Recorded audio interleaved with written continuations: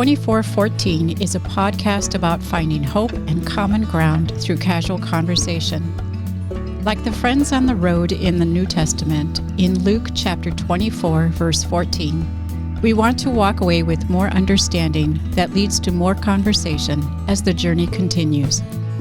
Thanks for walking with us.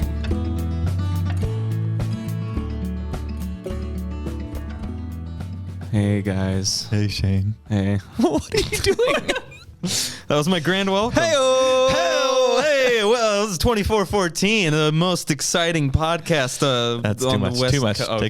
Take it down. Hey guys, what's up? Hey, How's it Shane. going? All right. This is 2414, a podcast about finding hope and common ground through casual conversation.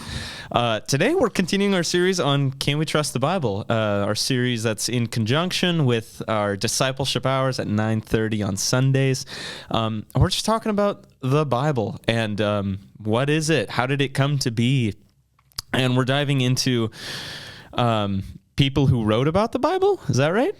Yeah, today we're talking about writings outside of the Bible, outside of the New Testament, some by non-Christians that help sort of situate the text of the Bible in its historical context. Real life, real world, other people were talking about these same things. Okay. That sounds fun. I'm excited to hear how the conversation went. We'll just see. Well, I guess we'll see. Just getting ahead of ourselves. But that's a little teaser. Before we get to that, though, we like to start each episode with highs, lows, and a question of the day, which is... The question of the day is, what's a summer tradition? What do you do to know that it's summer, or every summer we do this, or maybe growing up we used to do this, or it could be like, I know summer's here because I got to... Okay. So kind of a summer tradition, something that you do regularly that helps you celebrate that it's summer. Something you've done every summer that is iconic to... Yeah, kind of it has those summer vibes. So it's probably not hot chocolate, something like that. Yeah. Our annual hot chocolate festival in July. Yeah. Although right now that's actually, can I start? That's one of my lows. Yeah. Go highs, for lows, summer traditions. One of my lows is it's cold. It's cold. I had to close the windows because I was too cold. It's June. We're recording this on June 14th, 2023, and we had this little mini heat wave a month ago, and then it got Monday. Yeah, I was gonna say a month ago. Then it got cold, and then Monday was up to 80, and now it's cold. So I'm wearing a hoodie and slippers, and I had a blanket on, and I still closed the window by my reading chair in the morning because this is you recently just got a air conditioner, didn't you? This is it. This is the big year. We were ready. Which is still probably going to get awful. Yeah, according to like the Farmer's Almanac of Washington, it's not summer until after July 4th. That's what it is. July 5th is the first. Gosh, that seems so late. It is. It's gone in a blink. So I'm sure I'll be whining in a few weeks. It's too hot. So you can be like, oh, remember that episode where Dan was too cold? Oh, we'll all remember. Oh, yeah. So it's a little chilly. That's a silly low. And then my other one is following up from a couple of weeks ago. My ankle's still sore. I'm still old, and I'm not running very much. So I'm running with my track club Mondays and Thursdays and Saturdays, and that's okay. But not the miles or the hours I wish was happening. So that's my low. Kind of sitting around. Yeah. My high is that I've got extra time to enjoy. So I've been reading a fair amount. Yeah. I'm enjoying a couple different books right now. I'm reading a fiction series called The Golden Compass. Oh, yes. It's like young adult fiction, I think. I remember The Golden Compass well, probably for the wrong reasons. It was a very controversial book at my school. Well, I'm nothing if not controversial, Shane. It's perfect. No, it's really, it's kind of like anti-church, anti-establishment. That's what I wasn't sure. It was very, because the church are like the villains. Yeah, the movie came out like after the Chronicles of Narnia, the new one or whatever that came out, and then the Golden Compass came out because we're gonna match the hype. Yeah, around this, very theological book. I don't know if it is or not. But it's a fantasy series. It raises a lot of big questions. Church is definitely not portrayed as real positive. Apparently, based on the cover of my book, it's also an HBO series right now. Oh, really? So for those of you who have HBO Now or Plus or what's it called? Clearly, they changed the name all right. Recently, so whatever it is. You can let me know. And by the way, it might not be appropriate at all. So who knows? I'm not endorsing the movies. You haven't gotten far. I'm that far enough. This could come back to bite us. All right. So, but I'm enjoying the story, and you're staying. Yeah, and I appreciate that you are reading through it because it's good. I'm curious. Yeah, I'm enjoying what it. it's like. And and I'm also reading a work of nonfiction right now. Well, a couple, but one is called The Patient Ferment of the Early Church, something like that. Okay. It's about how the first 3 centuries of Christianity, they wrote and taught and practiced patience very intentionally, that was sort of the chief Christian virtue, especially in the world where all the forces were stacked against you and there was almost no incentive to being a Christian. Is that different from the book you're reading that's about the beginnings of the Christian church? So that's what Kreider is the author, I think. Okay. So different. It might be the same one you saw on my desk a couple weeks ago. Okay. So yeah, but I'm very much enjoying that. So that's a highs reading. Okay. Yeah, silly high. That's awesome. Yeah. Summer tradition. Yeah. So it's my kids' last day of school this upcoming week. So not today, but a week from a couple days from now. Okay. When I was in, I guess, elementary school, maybe even middle school, our probably inappropriate summer tradition is we would sometimes have like a paper fight on the bus on the last day of school, like crumple up paper, like snowball fight. All your like graded assignments and then we would exit out the emergency exit out the back. Like at the bus stop. Was this like a commissioned like thing, or you guys just this is what we did every year? You just did like the bus driver was like, please don't, and you're like, no, you're like 80 feet away. You can't get me. You're driving a bus. Yeah. So not like while it was going, but when it stopped at our stop, it would stop for the stop. He'd put the little arm out, open the door, and we'd bail out the back, and the alarm would go off. Yeah, I was gonna say there's that bell that.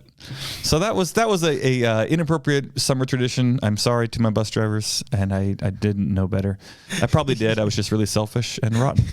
Right now, but you did it. Yeah, I mean, like that was part of the tradition. You guys did. Yeah. Right now, the last bunch of years, we have some family friends of my in-laws who have a beach place on the Oregon coast. Okay. So we go almost every year for a few days, get away, enjoy the fog and the drizzle and just giant open beach. It's over by Tillamook for those of you in the Northwest here. So Rockaway Beach. So we're going to head down there first week of August, I think, this year. Okay. So Oregon coast is amazing. That's so. Ooh. It's so peaceful and calm there. Yeah, it came up something I was watching the other night where it was just like the most beautiful places in the U.S. like the Northwest coast. Yeah, it's just all of it. Like that. But no, they did say specifically Oregon coast, which like I don't know what that looks like. And it's not like Long Beach or like Huntington Beach. It's not like the California. It is beaches. Not like the California beach. People they might be wearing no shoes, but jeans rolled up and a hoodie and a scarf and a warm drink in their hand, and it's foggy. Is it sand beach? It's sand. Okay. And it's so much beach. Like it's really, really flat. So when the tide goes out, you can just walk what feels like a quarter of a mile straight towards the ocean. Oh. And you can look up and down the coast and you might literally see no one in either direction as far as you can see. So it's not even like popular. It's not. No. And I guess in the Washington, I've never been to the Washington coast, but somebody's telling me you can drive on the coast there. It's just like public. I've heard people talk about drive their cars on the beach. And so no, Oregon, you're not driving your car on the beach. It's relaxing. Okay. And you're flying kites with your hoodie on. I don't think I want to drive my car on the beach. No. That sounds terrifying. Yeah. But that's a good segue into my high. Let's do it. So to Lowe's High, summer tradition for the welter. Upcoming high, I guess. It hasn't happened yet. Tomorrow. Don't count your chickens before they hatch. All right. Shane. Well, okay. So upcoming high or low, we don't know. Lauren and I are planning on going to the Olympic National Park tomorrow night and Friday night. Okay. So for is that the rainforest? Yeah. So we've got our first campsite is right next, you're on the camping. beach, basically, or just across the road from the beach, basically. Okay. Oh, I'm going to butcher the name. 2 people have told me how to pronounce it today already. Kalolak. Yep. Kalalak. Yep. Something like that. Yeah. Sorry, everyone listening. Comment below. Yeah, that one. So we're staying there on our first night. We don't. Did you check the weather? I remember, didn't you go camping one time and you didn't check the weather and it was freezing cold? Or was that Brenda? Somebody on staff went on a camping, or maybe it was, I don't know, is that Aaron? Somebody went on a camping trip and they were not prepared for it. I don't think that. Okay. More. I'm not sure who that was now. I'm sorry, that person. It could have been me. We went to Leavenworth. We camped at Leavenworth. Yes, that's exactly what it is. And it was like 30 degrees and you didn't have anything. Well, no, we knew we had a campsite. You had to borrow stuff from somebody else so you didn't we just die. put a tarp over our tent because it wasn't waterproof. And we didn't know that you could rent a cabin, so we rented the campsite. And they were like, "Do you want to switch?" They're like, "No, this is what we wanted." So we're kind of doing that again. If the Civil War soldiers could rough it out here, certainly Lauren and I can. And we did. Oh my gosh. We've got the campsite, 2 different campsites, one on like the west coast and then one on Squim. Good pronouncing Squim, correct? Yeah, not Sequim. So, so we're really excited for that because we've never been to the Olympic National Park. Everyone talks about it. So we're like, why not let's do it for our anniversary weekend? So cool. So I'm really excited for 2 that. years? 3 years? 2. Yeah. 2. This will be 2. 2 years married. Is there a special gift that goes with your second anniversary? Is that the kitten? There's no animals planned in the Sorry, Lauren, I didn't want to give away the big surprise. Oh, no. No. We might even listen to no animal. No. All right. So hi. That's your other highs. No cat. Yeah. I'll tack that on. We don't have a cat. That's nice. A low. Okay, so my low was Monday. I was just kind of it was just kind of my mood wasn't good for no reason. Just woke up and I was like, just not in a good mood. Yeah, and that's kind of that. The flip side of that, Tuesday was in a great mood. Like, I don't know, got good work done and things went well. And so it's just the contrast of the days was stark. Yeah. Stark. There you go. Yeah, the contrast of the days were stark, but it was a good day. So, summer tradition, I would say, I would just say as simply as like a legitimate planned vacation every year. Is that growing up or in your life right now? That both. Okay. So like growing up, like my family always made sure like we went on some vacation out of the state each year.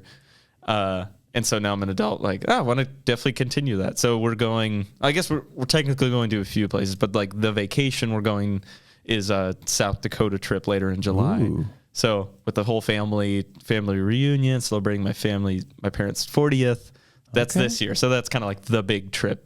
They're like, so the tradition is like a big trip. Okay. I was going to ask, so for your family trips, were they to see family? Were they educational? Was it something adventurous? I'd say most of the time we were seeing some family. So we're like, we'd go to Florida to see relatives down there, or we'd go someplace. We'd go to Busch Gardens with some other family. But sometimes we just went to Disney World one time. I guess there was family there too. So I don't know. Okay. But we try to, I don't know. That's why we're going to South Dakota. It's because we took a family vacation there growing up and it was so good. We're like, well, what if we just went to South Dakota again?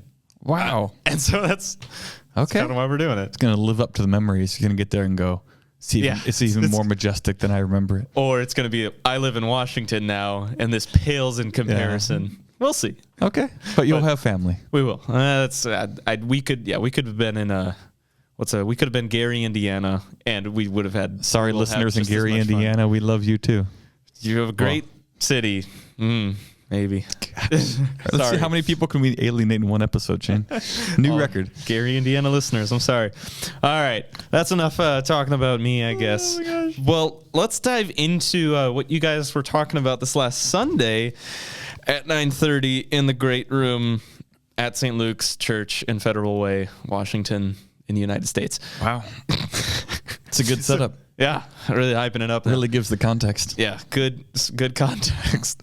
So continuing the series, Can We Trust the Bible? Last week, you guys more or less covered, like, we'll be talking about all this stuff. Here's some terminology that'll help. This last week, what was the main topic? Yeah, if I was a better educator, I'd probably have like a thesis or something really clear of like learning objectives and targets. These are the targets. We will today. know if we have exceeded when the learner can. But I didn't do that because that's not how I roll. But big picture is we were looking at, I wrote external writings. So things that were external to the Bible, written around the same time. And I keep saying Bible at times. I'm really focusing in on sort of the New Testament time right now. So things that were written around the same time the New Testament was being written. And these, we looked at a number of writings that were outside the New Testament. So not in the sacred book of the Bible, but more like secular history. And when you say New Testament, is this everything from the Gospel to the Book of Revelation, or is it? So New Testament, I'm talking about the four Gospels: Matthew, Mark, Luke, and John. These biographies of Jesus. The Book of Acts, which is sort of a book of history written by Luke, who wrote the Gospel of Luke. And then there's a number of letters by St. Paul. Some were written to congregations, some were written to individuals. And then there's a few like miscellaneous other letters and books. So 27 documents that at some point, we'll talk about that, and let me see, about August, at some point were collected and are now kind of referred to as the New Testament. Okay. So when you guys said you talked about it, did you basically just give like did you go by a list of significant works or, documents that, I don't know. So were there like iconic documents from that time frame? Like, yeah. So there's like, here's a handful of author or So in some sense, I think many people, Christians, might be surprised at how much there is about Jesus or the early Christians that was written contemporaneously at the same time by non-Christians, but also maybe we're surprised or disappointed that there isn't more. So it's not like there's just books and books and books from non-Christians about this. The people who wrote most about Jesus and the early church were Christians. I mean, it's not shocking. But I think what is a little bit surprising is, even people who weren't in the club and even people who were quite hostile to it actually commented on these same kinds of things. So even the people who hated Christianity at the time still talked about it. Yeah. And maybe that sounds obvious, but I remember when I first kind of had this realization, and I'm not sure if I'll be able to say it clearly here, but I think there's so much temptation to see religion as just a personal philosophy, timeless truths that, it's true, or it's functionally true. It doesn't have to be historically true for it to feel right to me. So if I like this story, then that helps me make sense of life, or it's just sort of eternally true in the way that I don't know, like the Easter Bunny feels good or Santa Claus feels good, and it doesn't matter if it's actually like. You don't need to have a real Saint Nick for the story of Santa Claus to have significance for you. I don't know if that makes any sense. I think so. Well, I my brain immediately went to, I think people see it like a traditional truth, as in like, it's what we've always believed. Yeah. So, and for many people, I think that feels or is that's good enough. And so what strikes me is, the claims of Christianity is that the claims are that this actually happened in real, normal human history and time, observable, perceivable. Like, it's not just an idea, but this stuff actually happened. There's historical documentation of a lot of and so the documentation to me is kind of the secondary. The reminder the documentation helps me remember that the fact that something happened in Palestine or around 2,000 years ago that was like world changing. Like something actually happened and people had to wrestle with the facts and explanations. How do we account for this thing because something went down? And then basically discern, like, is this true? Is it like, did it happen kind of thing? Yeah. So it's not, and again, I don't want to speak down about any other faiths, but I think there are a number of world religions where kind of the sacred book has fallen from heaven, or somebody got inspired and they had divine truth revealed to them, and now they're sharing wisdom that reveals something that was otherwise unknowable or unknown. Yeah, which is very different than something happened publicly in real time in real history, and you don't have to have believed it to have seen that it happened. So it's real. It actually happened.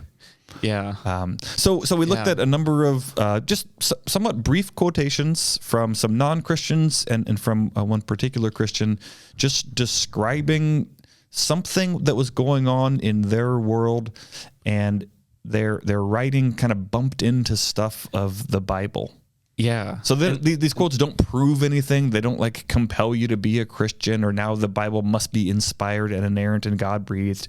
But it's, the things that the Bible said, these non-Christian people just writing about world history were also kind of talking about. So it wasn't just the Christians who talked about Christianity. Right. It wasn't a secret thing. It was the Christian faith is built on public happenings. I like that. Yeah, it's built on public happenings. So yeah. Is that a catchy title? No, it's not a good title. Public happenings. Yeah. Shane's always trying to get good titles for these episodes. What should we call this one? I don't know. You already got a title for me. It's called External Writings. External Writings. See what that means? Yeah. Yeah. I don't know. So is this piece of paper in front of me? Is this what was handed out? Yeah. So if we want, and you want to do extra work, we could probably post some kind of like PDF of this, but I don't want to make any promises. That's a lot of work. Yeah, we're not going to do that. If they wanted it, they should have been here. They can show up on a Sunday morning. We've got an email, 22414 @stlukes-church.com. Yeah, if you wanted, we will email you a PDF of the things we're talking about. Or if you comment on the video, I might see it in a few weeks. So that's good. That too. So yes, I distributed this handout, and then I spent an hour reading it to people, and I basically read a quote and was like, hey, that's really cool. So, okay. Sorry, well, I don't want to interrupt. I'm also just kind of imagining you. The first thing on this is the Jewish Talmud. Am I pronouncing that right? So you were just the Jewish Talmud, written between 70 and 500 as boring as possible. I love it. Oh, it's very engaging. Yeah, there were several people sleeping, more than normal. Normal. Oh, no. Yeah. More than normal. Although, to be fair, there were more people in the room than normal, so I'm not sure if just the ratio was the same of sleepers to participants. It might have been the same, but there were definitely more sleeping. Oh, no. Yeah. But I also had more people than normal say, that was amazing. That was great. Thank you. I feel like that outweighs the people who sleep. It's really disheartening when you're looking out and somebody's just like, their eyes are half, like they're fighting it. And like their mouths half open. That's how I feel in worship sometimes too. I'm like, there could be, like a good handful of people actively engaged in worship, singing along, but I see one person just like actively frowning. I'm like, oh, dang. So Pastor David gave me the encouragement of that sleeping in some ways is an encouragement, because they were probably really, really tired, and they chose to show up and participate anyway. Oh. So they were probably already tired. That's a good observation. And they thought it was still worth their coming, and the spirit was willing, but the flesh was weak. That's a very optimistic way of seeing that. Now I'm happy. I like that. That's good. All right, can I share a couple of these with you? Or parts of some? Yeah. Could you expand upon the Jewish Talmud? Because that's processing in my brain, because I think something that's easily overlooked a lot is that Christianity stemmed from Judaism. Yep. And I think I don't know what most people looking outside and looking into Christianity see or think and know about Christianity, but I don't know how many of those people know like the relationship between Judaism and Christianity. But now they're it's different. I don't know how to describe it. But I'll say it like this. I think, and again, I'm trying to speak clearly, but also relatively neutrally. Yes. At the same time, I'm a Lutheran Christian. I don't want to pretend like I don't have beliefs, but I'll say it like this. The earliest Christians and subsequent Christians saw themselves as part of the same faith of Abraham, Isaac, and Jacob, and the Old Testament prophets and kings and priests, that all of those writings in our English Bible today, the 39 books of the Hebrew Bible or the Old Testament, kind of found their fulfillment in Jesus, and the New Testament Christian faith is of a continuity and the fulfillment of the one story of salvation of God who created the world and spent promises into the world, and that ultimately all those promises were fulfilled in Jesus. So, and now some people, did not believe in Jesus as that fulfillment, or rejected him, or are looking for something else, or read their scriptures differently. But the early Christians, and I think hopefully Christians today still see the Christian faith as the fulfillment of what God had been up to all along. Okay. So you read the book of Acts, which is the historical book in the New Testament, and all of the sermons and the teachings in the book of Acts are quoting the Old Testament. It's like, hey, this is exactly what God said he was going to do. It's fulfilled in Jesus. It's here. So the promises are coming true. Okay. So I imagine, trying to think. Sorry, I'm trying to imagine in the early church that Judaism would have been like the easiest support of like Christianity. At least that's kind of how I imagine it in my head. Like, there's not. I feel like the explanation of Christianity, who Jesus was, like he is the promised Messiah, like. This all this backstory about, they know the context already, and so we can go from there. Whereas I feel like that it'd be much easier to preach or to tell people about this Jesus guy with the backstory. It'd be easier if you had that kind of what Christians would call the Old Testament background in common. Well, yeah. And so I think the first Christians were Jewish. I mean, so, and I don't think they saw themselves as something different necessarily. So, yeah, dude. So I think so they're going about their Jewish life, and then this rabbi shows up and he's teaching from the Old Testament scriptures, and Jesus takes the scroll of the prophet Isaiah and he reads, the Spirit of the Lord is upon me to do all these great things, and today the scripture is fulfilled in your hearing. And they're like, hallelujah, the Lord is here just like he said he was. And so they're seeing the ministry of Jesus as just the next step of what God had been doing all along. Yeah. And now at some point people said, no, I'm not buying this. I don't think you're the guy. And so the kind of somewhat loaded question is who made a turn? So if there's this trajectory going, some people accepted Jesus and some rejected Jesus. Or, there's probably nicer ways of saying that. Some people believed that Jesus was the Messiah and some people did not believe. Yeah. So two paths diverged in the woods. Which of those two paths is continuing to go straight, and which of those paths is a divergent new course?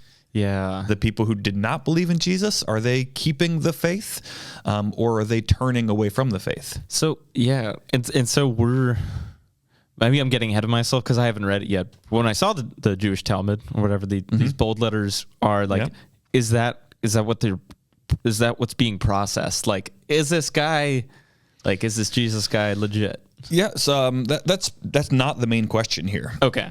Which actually I kind of love. So this whole first page of this document are non-Christians who are mentioning something about Jesus or the early Christian church, and that wasn't even what they were writing about, but it came up because that's what was happening. So, as in when you say like that's what was happening, like that's what the world, or that's what's being talked about kind of thing? So it'd be like, so earlier, one of my lows today was that it's chilly outside. Right? That's not why we're here. So this is not a podcast about the weather, and we don't have some agenda that we're trying to make people think certain things about the weather. I just mentioned that because it's true. So in each of these writings, they're not trying to promote Christianity or prove the historicity of the Bible. They were talking about something else, but because this other thing is actually happening and going on, they made mention of it. Gotcha. Okay. So it'd be like if I mentioned, if in our conversation today, the Golden Knights won the Stanley Cup last night. Right. So yeah, whatever. So like if this was a podcast out of Las Vegas, and we had the Golden Knights as our logo, and we always raved about how great the Golden Knights were, and then maybe all of the hockey annals were lost to history, and they found our podcast later, and it was the only piece of data they had. If we were always talking about the Golden Knights and we said that they won, there'd be some question about but did they really? Because these people seem really biased. Yeah. And that's all they ever talked about, and they clearly had an agenda, and nobody else is talking about this. I don't know if that's true. Yeah. But because we're not Golden Knights fans, and we're not talking about them, it's just that's what actually happened yesterday. The fact that we kind of don't care about it actually lends more strength and validity to the fact that we mentioned it. Like, no, this actually happened. So 1,000 years from now, if this recording is preserved, which I sure hope it is, in 1,000 years. So yeah, but it sounds silly. But if 1,000 years from now, this little audio bit is all that somebody had of North American culture from this season. Yeah. If we mention something that isn't even our own camp, future historians would be like, well, we know that's true because Dan and Shane mentioned it. Yeah. Why else would they have talked about it? Okay. So are you using that as the kind of moving forward for most of these sources, if not all of them? Yeah. So especially, I've got this handout here is 2 pages. The front, the first page and a third are all written by non-Christian people who were not trying to promote Christianity. They were talking about other things, but as they were talking about other things, they mentioned things that are that bump up against what the New Testament is saying or doing. Okay. So with I've said, I keep saying the Jewish Talmud. Do you want to expand on that one for my peace of mind? Sure. I'm not an expert, and you can Wikipedia or look up wherever you'd like. But it's a collection of writings, interpretations, history. This kind of group of writings was written over the course of several hundred years.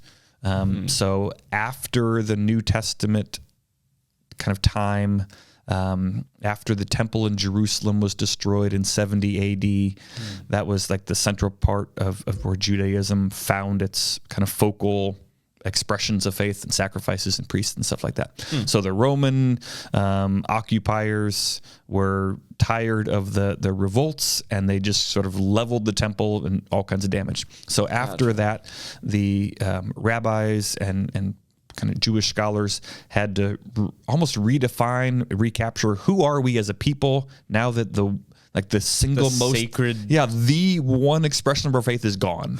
So now what do we do, and who are we? Yeah. So it's a whole bunch of writings written over a long period of time. Okay. And so in one of the segments, I'll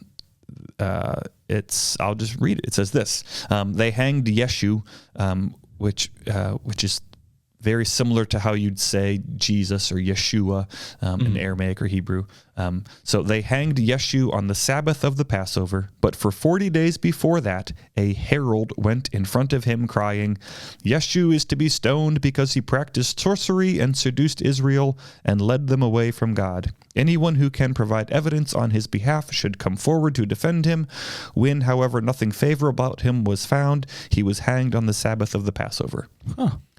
So, so again, this isn't proving you can trust the Bible, but it's people who were not Christian. They're not trying to promote. Yeah, they're not promoting the cause here. They're just recording what happened. And this guy, Yeshua, was hung on the Sabbath of the Passover. And for a season before that, some 40 days, they went before him looking for evidence that the charges were that he was going to be stoned, he's going to be put to death because he practiced sorcery and seduced Israel and led them away from God.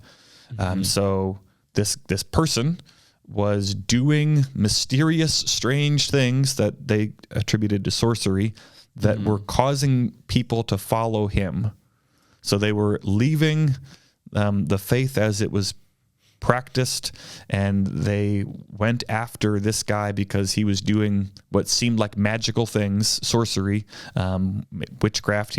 He had powers that were beyond him, and nobody defended him, and so he was put to death, and he was hung around the Passover. Wow. And okay.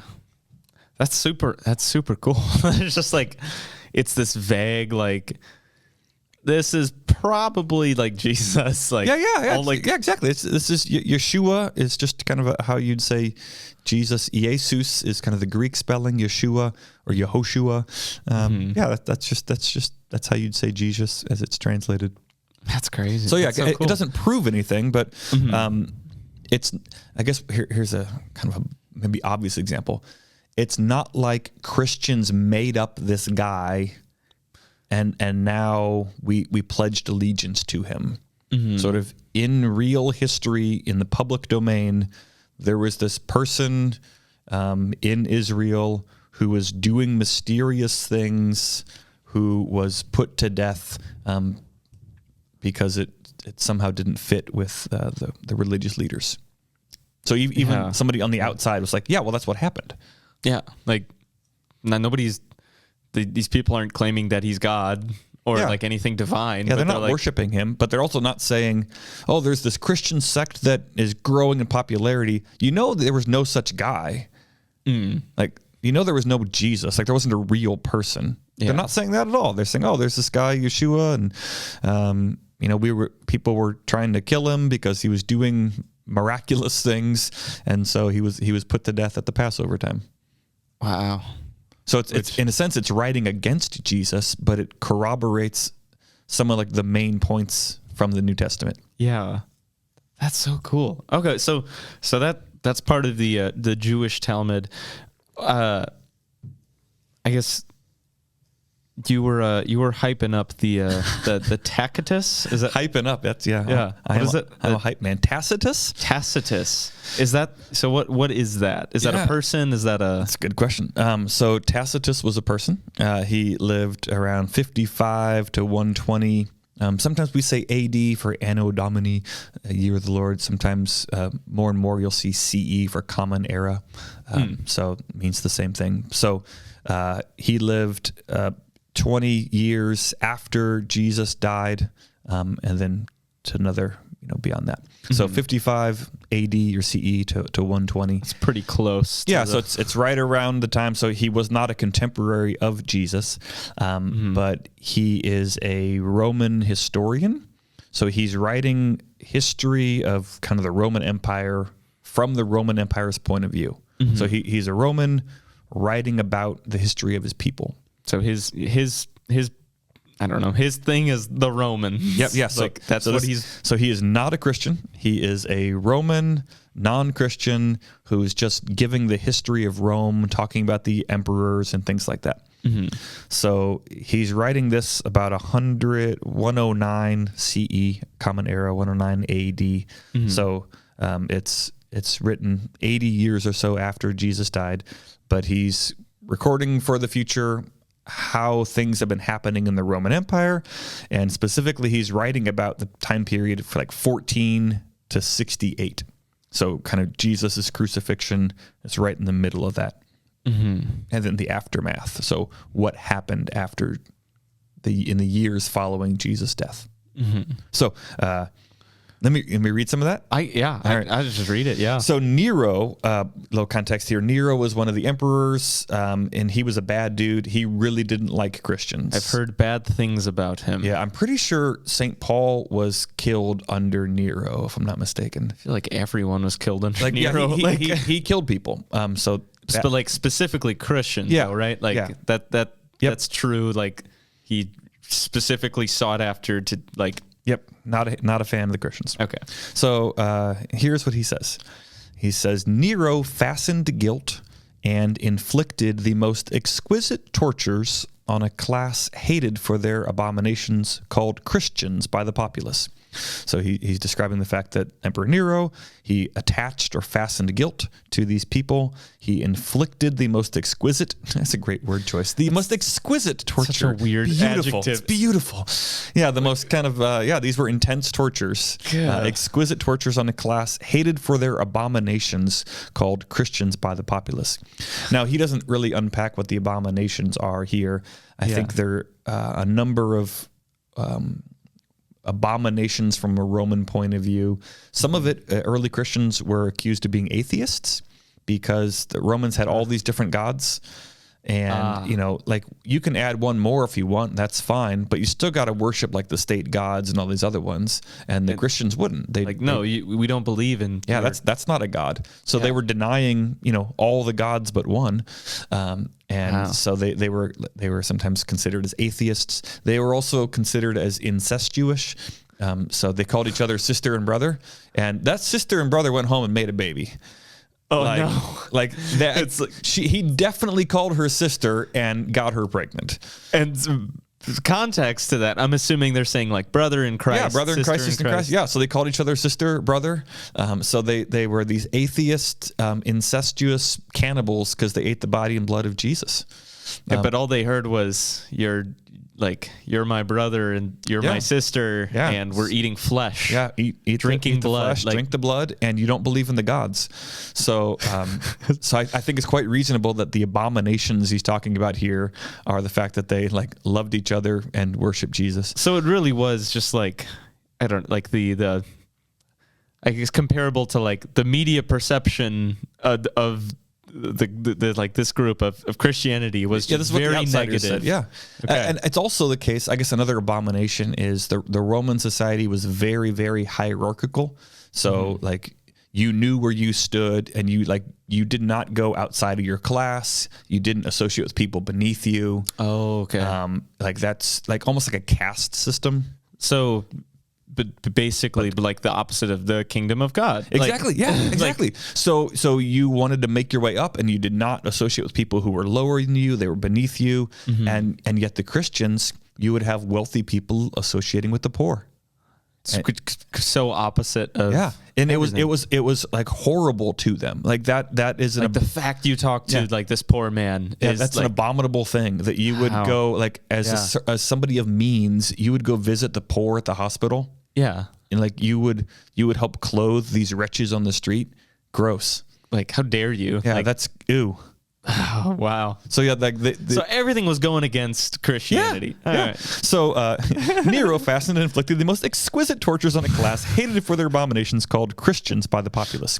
Christus, from whom the name had its origin, suffered the extreme penalty during the reign of Tiberius at the hands of one of our procurators, Pontius Pilate, and a most mischievous superstition, thus checked for the moment, again broke out not only in Judea, the first source of the evil, but even in Rome, where all things hideous and shameful from every part of the world find their center and become popular. It's great. So Nero's attacking these Christians because everybody hates them, and Christus, their leader, from whom the name had its origin, Christus, suffered the extreme penalty during the reign of Tiberius. So the extreme penalty is like the worst kind of execution they could come up with, at the hands of one of our procurators, Pontius Pilate. So suffered under Pontius Pilate, was crucified, died, and was buried. And there's this one-to-one direct quote, or I don't know, source that just talking about this guy, Pontius Pilate. So Tacitus and Nero, they're not somehow trying to preserve the truth of the Christian faith and validate it. He's just talking about what happened in Rome. and the Roman Empire. And as he's describing the history of the empire, he's like, well, during this season from 14 to 68 AD, obviously it's noteworthy. We have to talk about this Christian population. Yeah. Our guy Christus, he suffered the extreme penalty during the reign of Tiberius under the reign of Pontius Pilate, which, by the way, is like in our Apostles' Creed. The early Christian church has this creed: I believe in God the Father Almighty, maker of heaven and earth. In the middle of the creed is this line: suffered under Pontius Pilate, was crucified, died, and was buried. Mm-hmm. And that line, suffered under Pontius Pilate, it doesn't, in a certain sense, it doesn't matter. Like, it's not a... Because it just said suffered. Yeah, he suffered and died. There's nothing spiritual about that. It's not like, as Christians, we believe in the Trinity. Like, that's important to our faith. Mm-hmm. We believe in God as creator, or sin, or forgiveness. Like, these are kind of spiritual truths that matter to us. Mm-hmm.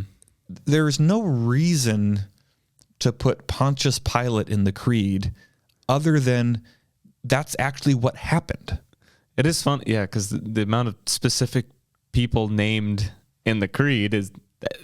He's the only person outside of the Godhead. Yeah. Like, there are 4 people named in the Apostles' Creed: the Father, the Son, the Holy Spirit, and Pontius Pilate. This guy did not realize how famous he was going to be. Like, that's crazy. Like, the central confession of the Christian faith, and it names 4 persons, the Trinity and Pontius Pilate. But I think that early confession, the creed, it's the same kind of thing we're talking about here. It's like, this actually happened. Yeah. It grounds the whole thing in real history. And here's a non-Christian Roman historian saying that this guy Christus suffered the extreme penalty at the hands of Pontius Pilate. I love it, just because they're unknowingly just threw his name in there, like, oh, this is important. Yeah. Totally validating it. I love the next line. And a most mischievous superstition, thus checked for the moment, broke out in Judea and spread. So Christus died at the hands of Pontius Pilate, and then there was this crazy rumor going around that he was alive. Yeah, I mean, he doesn't even need to say what it is, but there was a mischievous superstition. We're doing what we can to suppress it. It's thus checked for the moment, but it keeps spreading anyway. Wow. Like, that's really cool seeing it in that. Yeah, they were trying to stop this movement, and the only N.T. Wright writes a book called The Resurrection of the Son of God. It's a giant beast of a book, but one of the conclusions there, and I think Wall Street Journal wrote an article about something very similar about 5 years ago that said, historically speaking, just from a sociological movement point of view, really the only way we can explain the rise and spread of early Christianity is if people actually saw somebody who was dead alive again. Like short of a real resurrection, you can't explain this movement. That wasn't why it was this successful. Yeah, the fact that it ever went anywhere. There was no financial incentive. There was no social incentive. There were all kinds of disincentives religiously, politically. Yeah. There was no money to be made. There were seasons in the Christian church where there was great wealth and power. That was hundreds and hundreds of years later. Mm-hmm. You had everything to lose and nothing to gain for hundreds of years. And yet, even with active force trying to stop it, it just kept spreading. and very active force. Yeah, and the Christians themselves, unlike some movements in time, they didn't use force. They went and visited poor and sick people, and they bore the penalty. And they suffered for it, and it just kept spreading. And it's just so backwards. Yeah, and what kept spreading was not this message of peace and love on earth. The message was, he's actually alive. We saw him. And then as they died, the next generation saying, he's active. He's alive. My mom saw him. And they were willing to die for that. Yeah. So this whole quote starts with, Nero fastened guilt and inflicted the most exquisite tortures on a class hated, the whole group of people were suffering because they believed that this Christus guy who suffered the most extreme penalty during the reign of Tiberius at the hands of Pontius Pilate, there was some mischievous superstition afterwards that the Roman Empire wasn't able to quell. That's such a cool document. I like that. That document's so significant. Yet, like, it's also just crazy to think like this document exists and we have found it, unearthed it, whatever, and like it vouches for it. But it's just crazy to think that that's just what we found. Like we don't know, or we don't know what other, how many, like what documents have yet to be to have been and to be uncovered about this. Like, and we have a number of like source material things that sort of are the New Testament, and so we're going to talk about those in a few weeks of how many of those there are.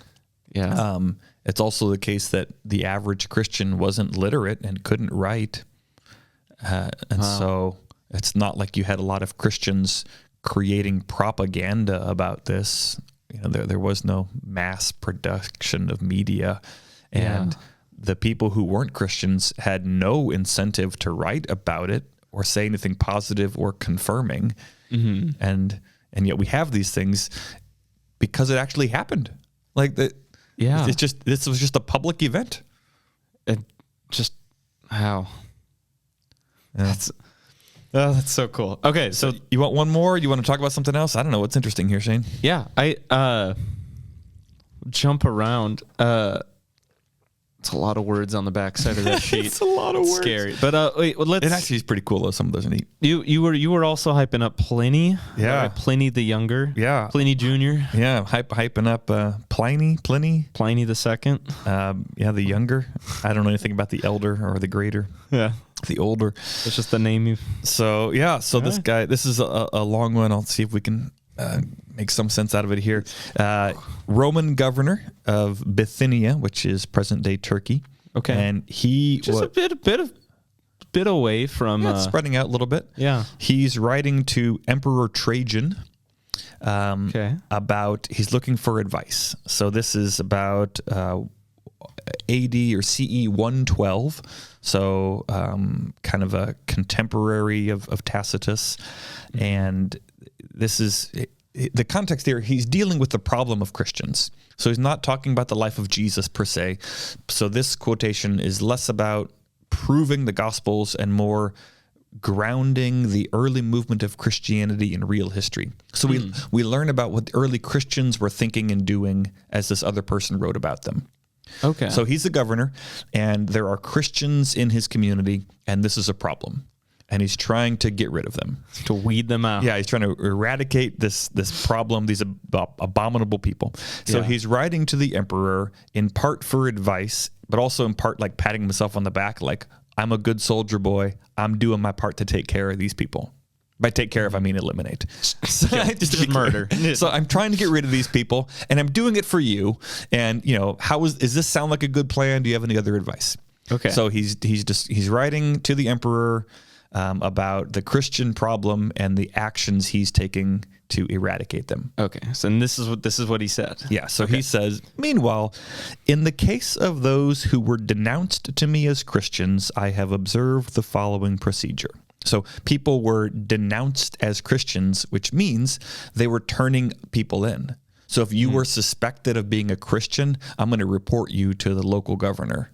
So it's like a early communism kind of thing. Like, hey, I think my neighbor's a Christian. Yeah, exactly. And and if you bring me some Christians, I might be more favorable towards you, like get favor. And also, I don't like you. My friend doesn't like you either.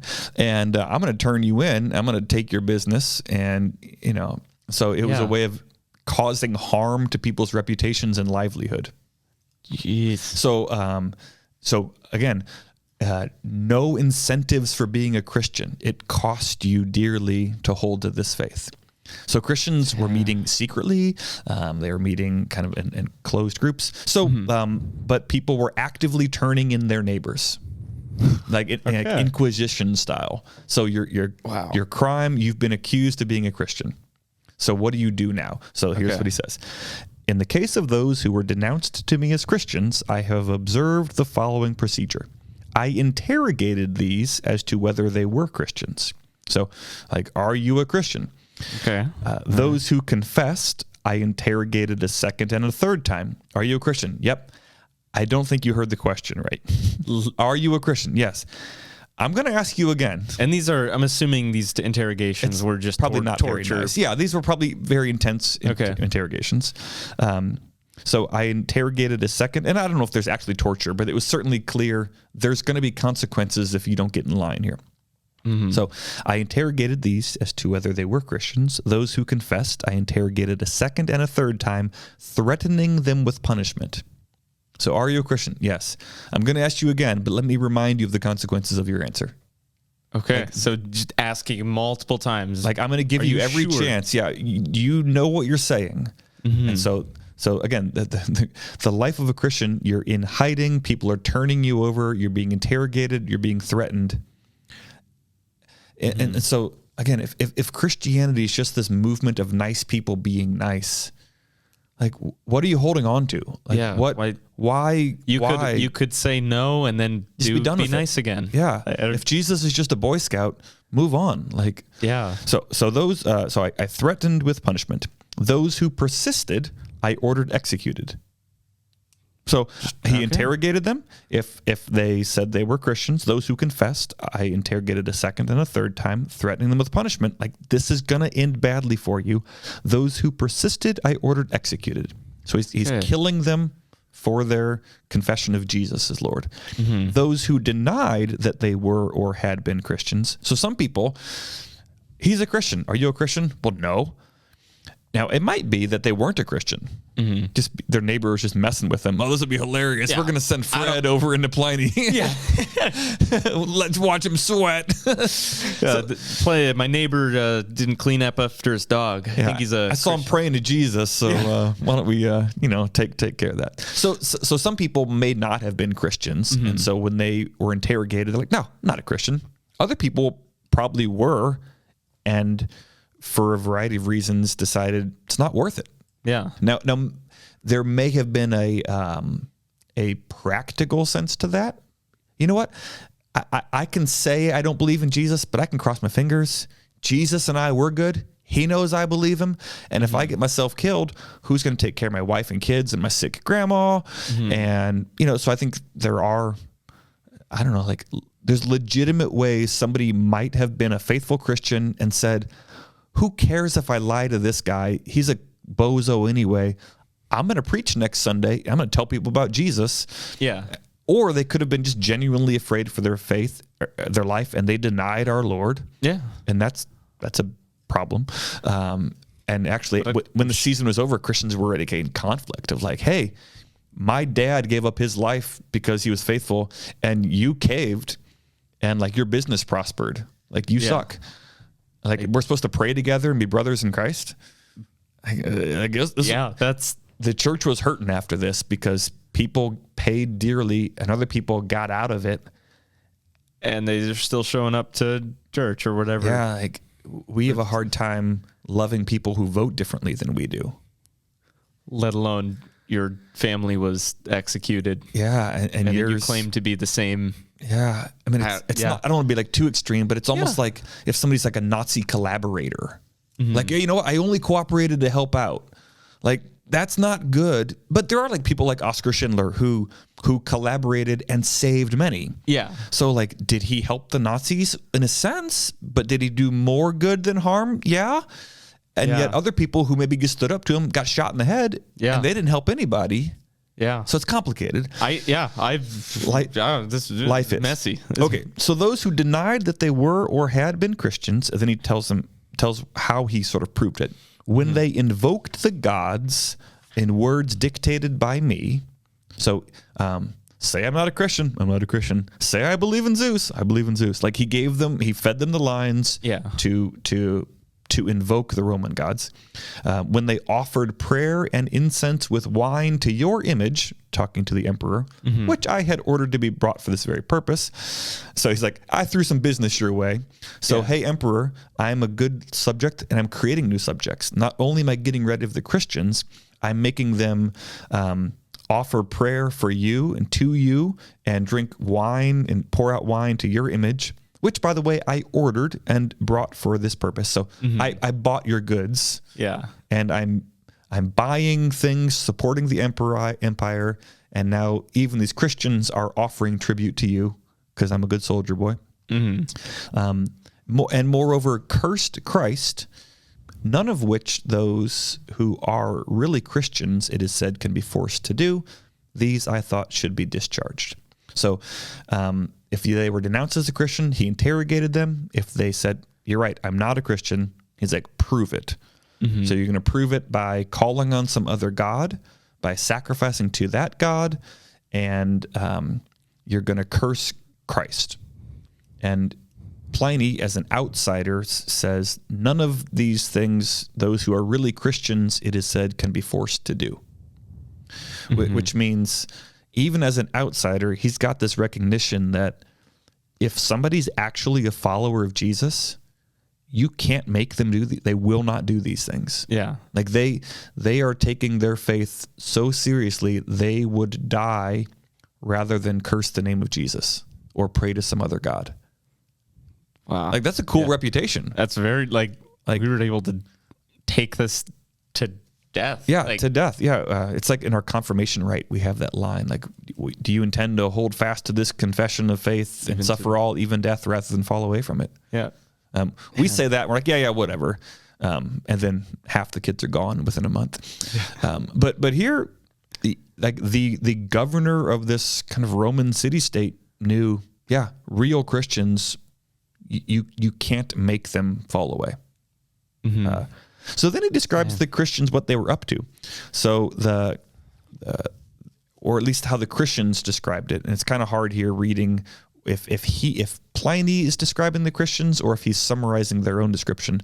But it says, the sum and substance of their fault or error had been that they were accustomed to meet on a fixed day before dawn and sing responsively a hymn to Christ as to a God. So these Christians, they got together on a certain day of the week. These were early service Christians before dawn. So they got together weekly. Roman groups and clubs would get together far less frequently, like social organizations, like bowling league or whatever. They did get together once a month or something. The Roman bowl or the turkey. Yeah, but whatever their like community, like kind of like Kiwanis or the Elk or whatever, like they would meet occasionally, but Christians met like weekly, early in the morning, and they sang a hymn to Christ as to a God. So this idea that, the church made up the divinity of Jesus in the 4th century, or, like this evolution of religious thought as if Jesus was deified later and he was just a good guy. No, this guy, Pliny is writing again around 112 or so. He's saying, these Christians sing to Jesus like he's a God, and you can't get them to turn away from it. Oh. And they would bind themselves by oath, not to some crime, but not to commit fraud, theft, and adultery, not to falsify their trust, not to refuse to return a trust like what was loaned. This made me decide it was all the more necessary to extract the truth by torture from 2 slave women whom they call deaconesses. I find nothing but a degenerate sort of cult or worship carried to extravagant lengths.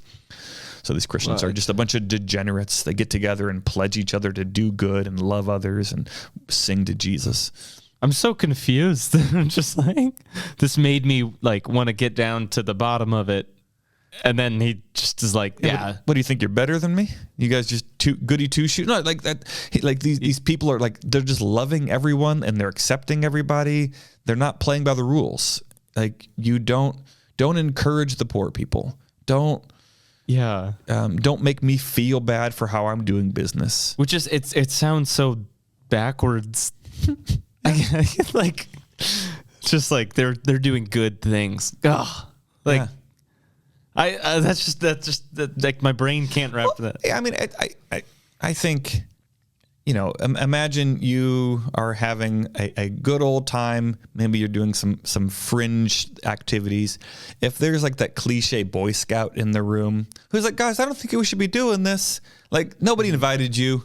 Like you're ruining the fun for us. Like that kind of vibe of like, we're having fun here. Guys, I think I'm going to call mom now. Shut up. Like, okay. Like this Jiminy Cricket, you're killing the buzz. Can do. Okay. That's a really good analogy. That really helps.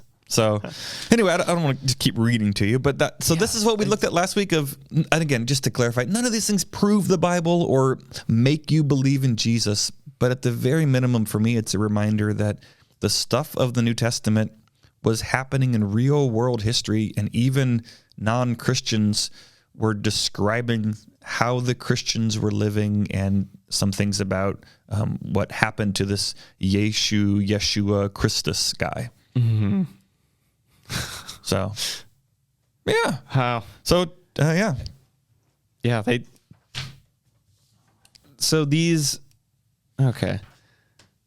Just these, yeah, these writings are really cool. I feel like I've heard about writings that like talk about this, but I've never actually like seen, I mean, again, this isn't the source itself, but, right. But taken from the source, it's just super fascinating. And maybe I'll just say what the final one, we're not going to read a bunch of these, but the final one is First Clement, was a letter written from Rome to Corinth around 96 CE or 96 AD, so before the turn of the century. Mm-hmm. And you can look up First Clement online. It's in the public domain. There's a variety of translations. But when you read it, it reads in some ways just like the Bible. Like it talks about the same things. So it talks about how Peter was, who Paul was. It talks about the blood of Christ being shed for our salvation. It talks about Jesus being humbled. It talks about worshiping him and trusting in him. It talks about the hope of the resurrection through the Jesus is the first fruits who was raised from the dead. It talks about how we're saved by grace through faith. So like all these things that, there are plenty of conspiracy theories make it sound like, this Christian movement, it grew and evolved over time. It's like, no, within the first century, even a non-biblical Christian writing takes these things for granted. Like it's just a given that there was this guy Jesus who died and rose again, and by his blood we've been set free. So again, he's writing from a Christian perspective, but the things he's writing about are the very same things you're going to hear in church today. These weren't like additional add-ons that came later as the church took over power and Constantine was expanding the empire. No, like this is still the same thing. It's still illegal. Like, so the Christian faith was still illegal for hundreds of years after this was written, and there was no power play involved. He's just describing what the people of God had been preaching and teaching and had received from the apostles. So look up First Clement online if you want to read some of those. Clement, not Clementine. That's what I think. Those are the oranges or the song? Do you want to sing it? You want to give us an outro of singing "Oh My Darling"? I can't get copyright. They'll shut us down. Yeah, they'll shut. It's not a Beatles song. It doesn't matter. If it's the Beatles, they'll shut you down. That's all I'm saying. Yeah, but most stuff. But yeah, oh man, it's super cool. Last week you were really just teasing. Kind of like there's some really cool documents out there, and like this week, like we're looking at them and diving into some of them. So it's just it's really cool. Do you know what next week? I got your non-thesis itinerary. Yeah, it's pretty. I don't know. We'll see. We'll see. Okay. Yeah, we'll see. Yeah. I think I'm talking about maybe some of the reliability of the writers. I also want to spend a little time looking at the Old Testament through the lens of the New Testament. So I'm focusing in on the New Testament here primarily. Yeah. And so I think we can learn about the Old Testament from the New Testament, not just in terms of like prophecy or content, but how do Jesus and the apostles talk about the Old Testament? And so the New Testament's view of the Old Testament as Bible. Gotcha. Okay. So if the New Testament is a reliable source of truth, how did that collection of writings see the previous collection of writings? Okay. So it's kind of like if this is external evidence, that's more like internal evidence from within the New Testament looking at the Old Testament. I realize that sounds kind of circular reasoning, and maybe parts of it are, but I'm just trying to put together a big picture here. Yeah, looking at everything. I think that's what I appreciate about this series is like, yeah, we're looking at everything. Like, so yeah, I like it. So show up 9:30 Sunday morning. Yeah, this.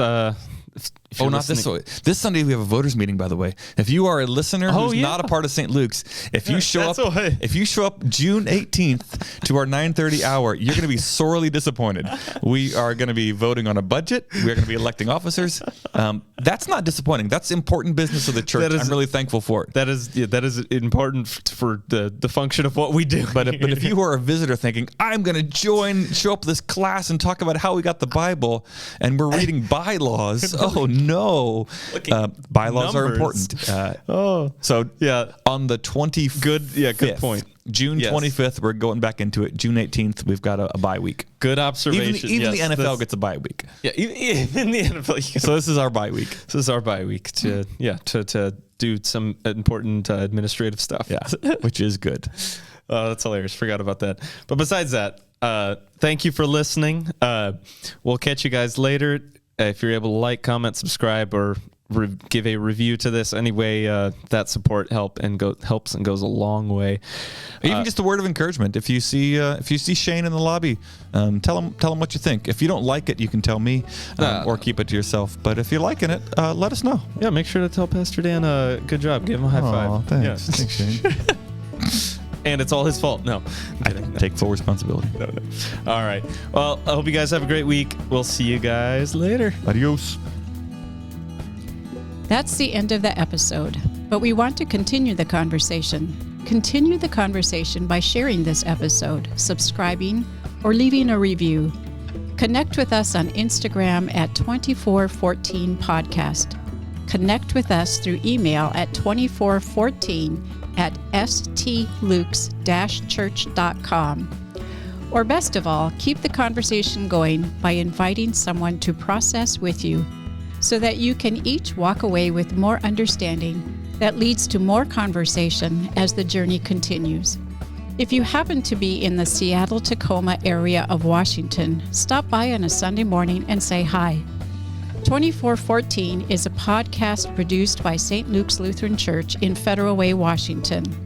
To find more content, discover upcoming opportunities to connect in person, or to support the show, head on over to stlukes-church.com. Thanks for walking with us.